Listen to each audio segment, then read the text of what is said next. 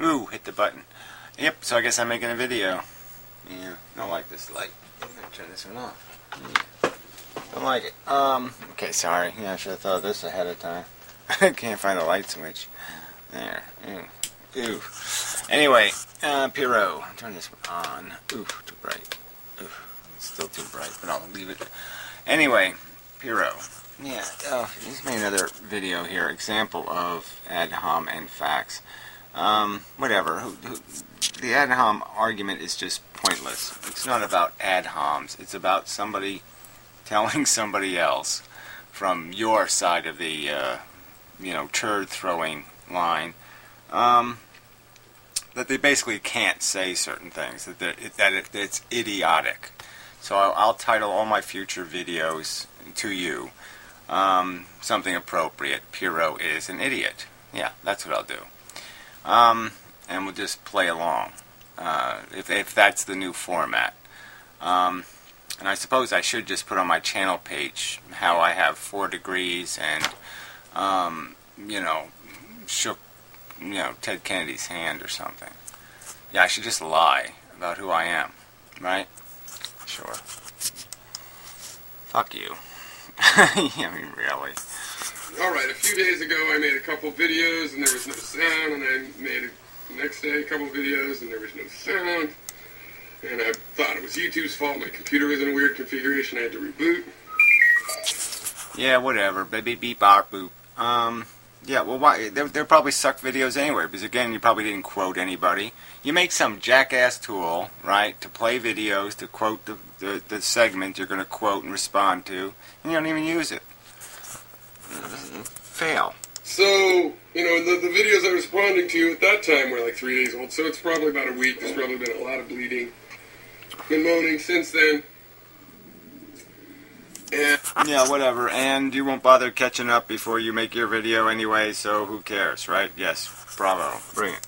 And I don't really like remaking videos, but I want to get this out, so I'm not going to make this as 2 videos now. I'm just going to make this one with the highlights from my memory, hopefully highlights. So, yeah, from your broken, memory. Yeah, from your incomplete memory, too, because you really haven't seen all the videos and all the arguments. So, yeah, bogus. The first thing was this video of Gary's that Tickety Boo Boo posted. Yeah, that's the definition of ad hom.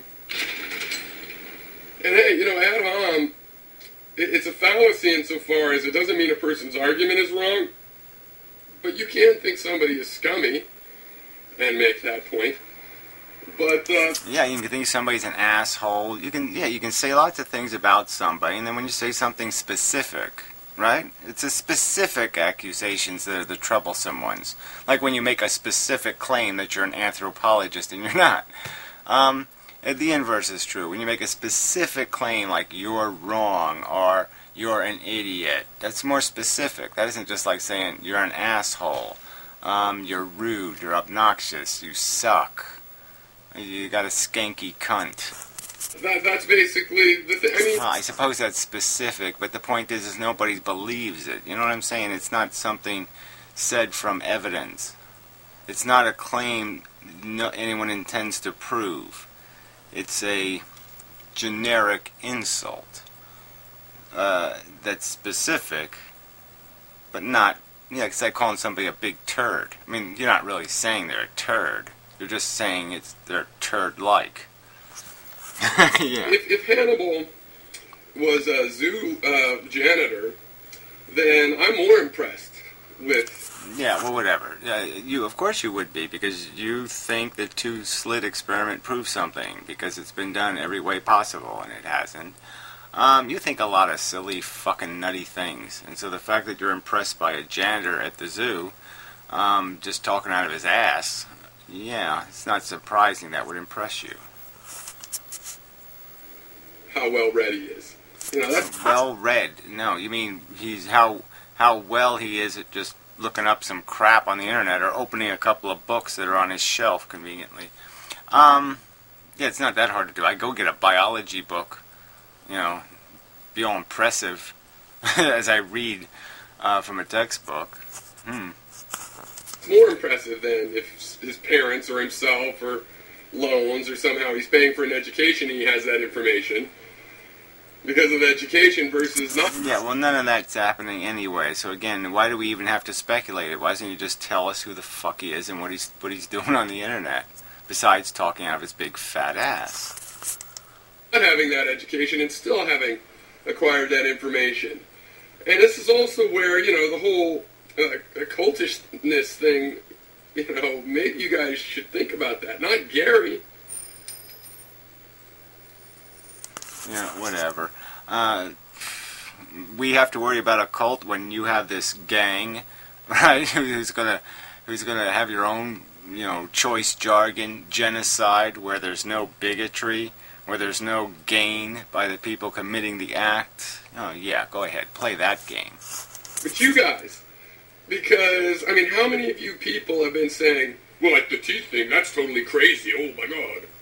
Where do you get that? The only place you could have got that is Gary. And Gary was like, well, maybe I should look that up. But it just seems like, no way. So, even Gary leaves open that maybe looking up that fact. Well, I look it up.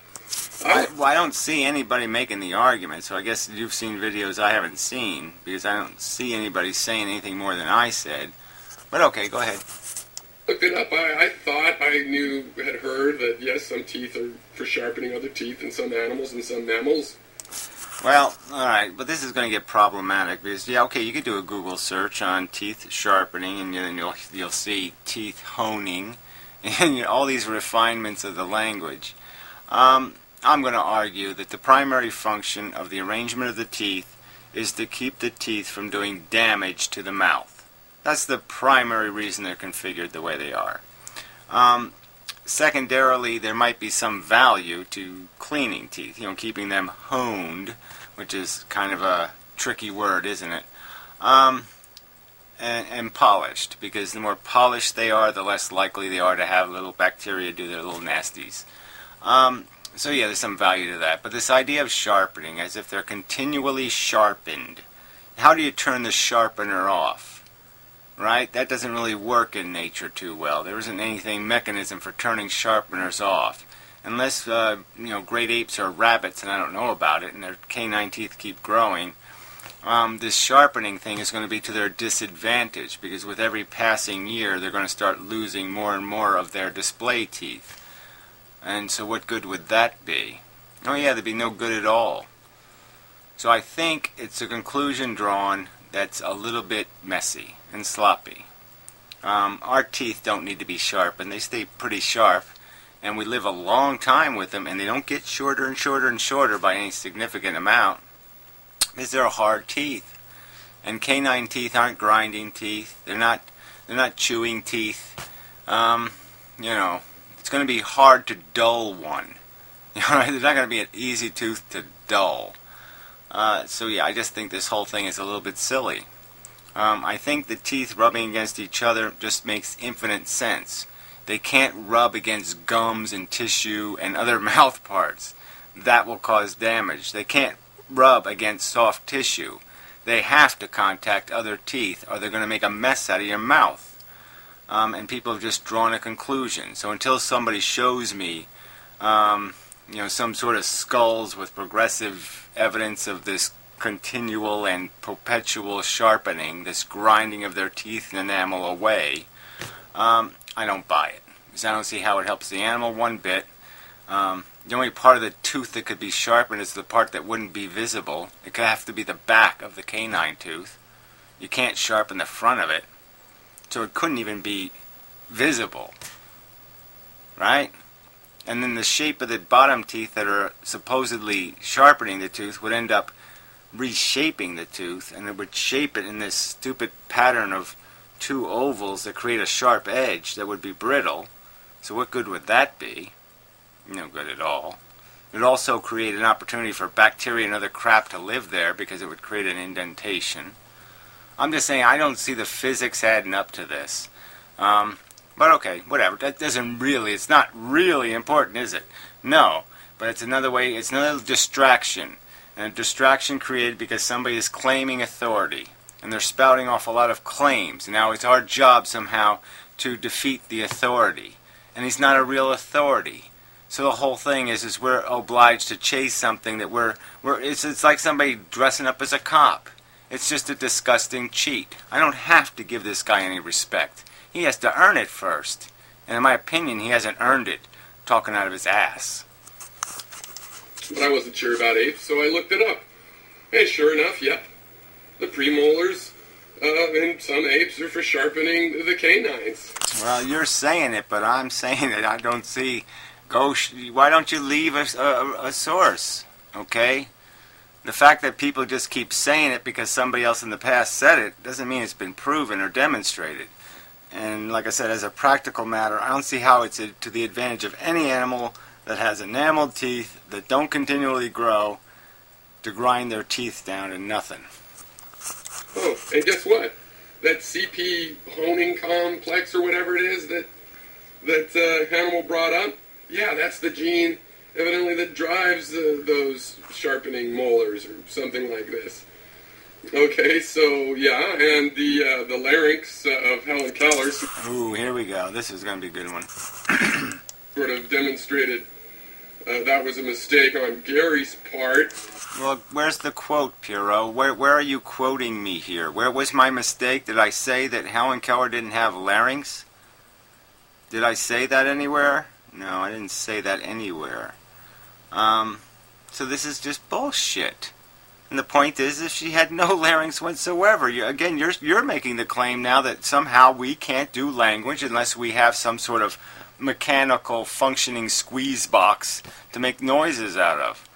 And I think that's just been proven absolute bullshit. And Helen Keller's not the only example, but I used her as the example because she's the one that has the miracle worker story and the one that highlights the point I was making clearly, which was the point that it's the number of words that makes a difference, that defines the difference between a word game and language.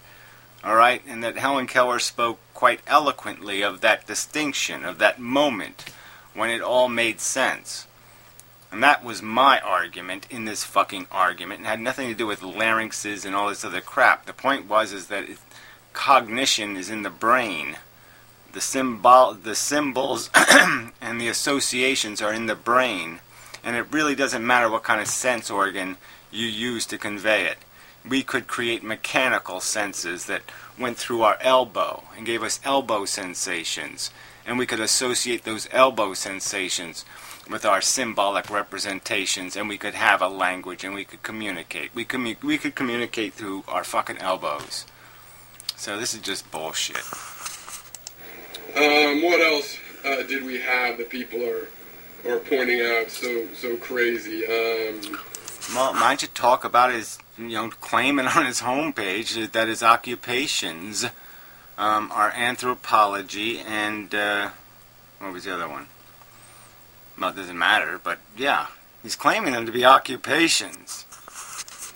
I just really don't know. You go any of them, his facts are checking up. All right, well, yeah, sure are. All of those big facts he had, the fact about the fact and stuff, and the fact about the other fact, and typical ape skull. The fact about the typical ape skull, yeah. Now, Tickety Boo Boo is like... And the fact that they don't have those big teeth for nothing. So they're carnivores. I can't believe you're going along with this, Pyrrho. Well, you guys aren't paying attention. No, you're not paying attention. Pyrrho, you're not paying attention. There's nothing in my first original video that was a response to his idiotic response to your video that I think you can claim to be idiotic. Not one fucking sentence, and I dare you to do it. Play my original video and tell me what was fucking idiotic, you fucking idiot.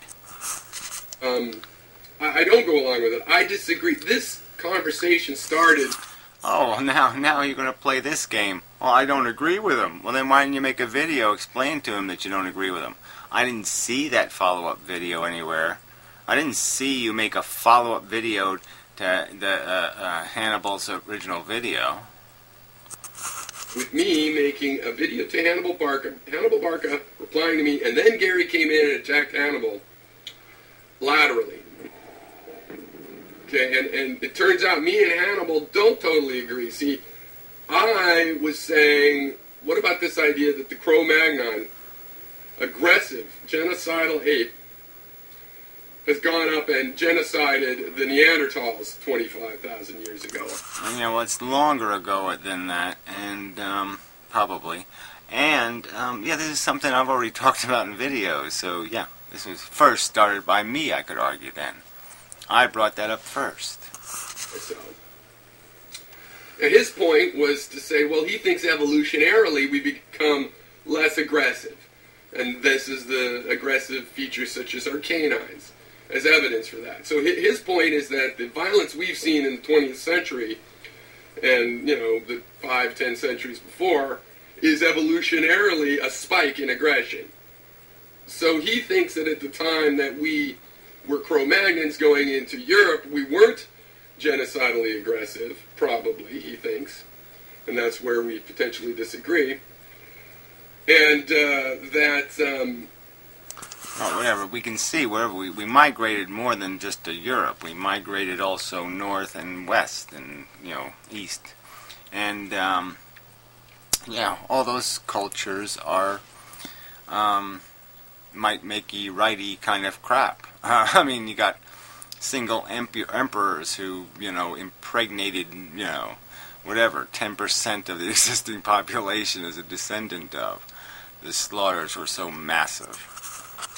That probably the Neanderthal were just... And it's not just about violence, it's about selfishness. It's about the nature of a self-possessed consciousness. And, the violence is just an expression of the tools, whatever tool you put in our hand. Eaten away on an individual level and interbred away, mixed with, since we have found the Neanderthal genes in us, in modern humans. So that's his position. Yeah, and people have speculated such crazy stuff in the comments section, and this is the pointlessness of everything. It just all turns into pseudoscience. I mean, they start talking about how we inherited immunity from disease from Neanderthal. No, we created disease much later when we started farming animals. That's when we became disease-ridden. Now, I've seen that some of the Neanderthal sites seem to have been massacred by hominids, and I read a report that those marks do look like Cro-Magnon, and it continues to be a controversy.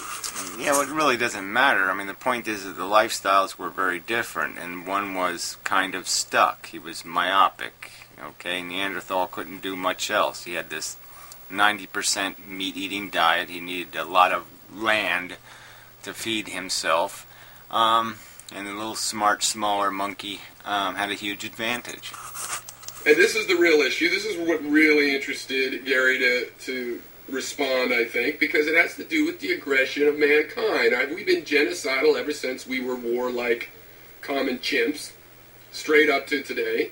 That makes it look harder to get out of that, right? It makes it look harder when you have 6 million years instead of it being, 10,000. A 10,000 year history of this would be one thing, but 6 million. Well, in evolution, you could still plan to overcome, and continue on from 6 million years of your current past into a new future. But it certainly is more daunting the more that aggression is built into our body. So I'm not going along with Hannibal. We disagree on that. The other video that I had made a separate video for originally is just Tickety. You're saying, well, forget the Helen Keller thing. You know what? I concede that because it's not even that important. Yeah, alright, so I guess you're just going to argue with her about the Helen Keller thing and her misinterpretation, apparently, of parts of it anyway, too. But regardless, to not understand that we did not incrementally acquire our current intelligence biologically. The biological functionality was given to us when we were putting little pointy things on the ends of sticks. That was the extent of our technology. And we had the same brain we have now. Obviously, we weren't maximizing it. Obviously, it was retarded, essentially. We were only using a tiny bit of its capacity because we didn't have language and mathematics. So, you know, my argument in the video was that this is just an incremental difference. There's a very small difference in IQ between, you know, the second wave of humans and the first wave of humans into Europe. One wasn't that much smarter. It was just a little bit smarter.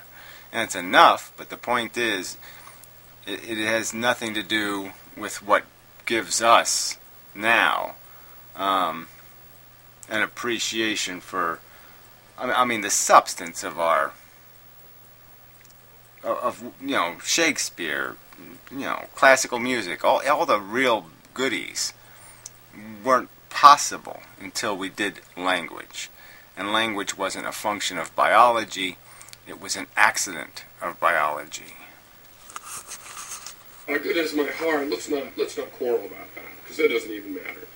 Oh, well, it mattered a little bit ago. Conceptual language, don't get me wrong, okay? Doing the simple sit, run, you know, roll over language we had. The point is when you have enough words is when you do the big language. You're not conceding it out of the goodness of your heart. You're conceding it because you're totally wrong. On both levels. One, her larynx worked. Two, even if it didn't, we're talking about the evolution of speech. And if she had a non-functioning larynx, she still had the part of the brain that evolved to run the larynx working, and if that's part of... Yeah, again, though, but as it's noticed in all these other primates, a lot of their communication with each other is through gestures. So sound exists because sound has functionality and usefulness. But it's more than that. Conception and language and understanding and all representations and all that kind of stuff is more. And we can see it in other human languages that they developed, that they became gesture dependent. That language is something more than just speaking words. It's representing ideas. And that's it's a lot fucking different. And it's just not something that you don't have to have the larynx, and it's not the wheels of understanding, the wheels of the modeling wheels just don't need the voice. All right, they don't. I mean, what you see and what you hear is more important than what you speak. Our language cognition, she would have still had it.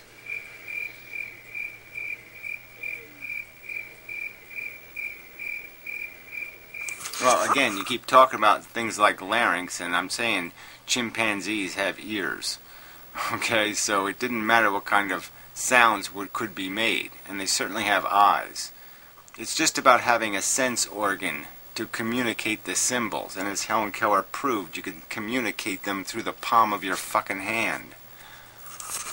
So we need definitions on the internet. People need to be educated about what ad hom really is, and what moving the goalpost is.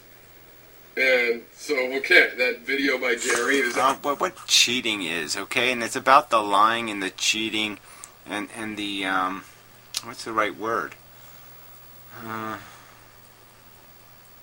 Yeah, I mean, people have called me a bully because I use some words like you're an asshole. But the point is when I make an argument, the argument's there. You can dissect the argument. You can refute the argument. You can quote the argument. You can do you can prove yourself. There's something you can defend yourself against. I can't defend myself against somebody saying, this is a paintbrush. You're wrong. I mean, I never said it wasn't a paintbrush. How the fuck am I wrong? How have you proven something? How is what you're saying contradicting what I said? And that's the argument here. His argument is because my people say so, any other speculation is invalid. So it's almost like we're saying on this tooth argument that we have to make the decision right now. Okay, and we're just going to establish a winner and a loser. And we're going to say, well, it wasn't teeth sharpening, it was teeth honing, but it wasn't polish. Well, maybe it's polishy honey. Okay, so that one's the truth. It's polishy honey, and those other two things, sharpening and nothing at all, are both wrong. And those people are idiots now. I mean, that's the bullshit here, Pyrrho. At home, and this, well, it's not, I'm dropping it because it's not even important. No, you're dropping it because the point fails miserably. Well, I'm going to, again, the point doesn't fail, and if you quote my original video and how I argued the Helen Keller point, I don't see how you can make it fail. So quote me, and then make me fail. The Helen Keller example. And I'm perfectly willing to admit and accept that you have other facts or points that you can try to make an argument on. But that doesn't mean that, oh, it doesn't matter and we brought it up, but don't let it be a distraction. Hey, the whole thing is a distraction. The big picture is not this language thing. The big picture is... Oh, please. Yeah, right. Newsflash. Wrong. The evolution of aggression. Well, whatever. I mean, aggression's just not a great word. Competition is a better word. Right? I mean, we're incredibly competitive. And we all want to have the best this and the best that and the most of that. And we want to be the bestest there is. We all want to be alpha. We all want to be winners. We all want to get across the finish line first and get the trophy and the chocolate bar and the princess or whatever we're after. So it's competition that's the problem. It's the need for speed. You know? That's the problem. You want to call that aggression? Tricky. And this subtopic is being discussed inside a context, and then you want to ignore the context. You know? And I don't think any of us are trying to ignore the context. We're arguing for the context. We're saying some of these things are a little bit messy, and some of these things are obvious. So yeah, let's talk about the obvious and declare them truths or false. And let's, you know, and here you are defending a guy who doesn't even acknowledge the existence of value. The concept is alien to him. And yet you're saying, are you on the internet defending ideas because you really think the only value they have is because you like SpongeBob and they're SpongeBob, so you're going to defend them because they're SpongeBobby? I mean, you really think this is all just subjective? There's nothing really important in any of this? It's just some notion in your head, and if you're gone, the value's gone? If you die, then the value you perceive to exist no longer has it. Those things no longer have value. The welfare of your child, you die, the welfare of your child doesn't matter anymore, right? Is that how it works? Sounds a little fucking nutty to me, and yet you're defending this kook?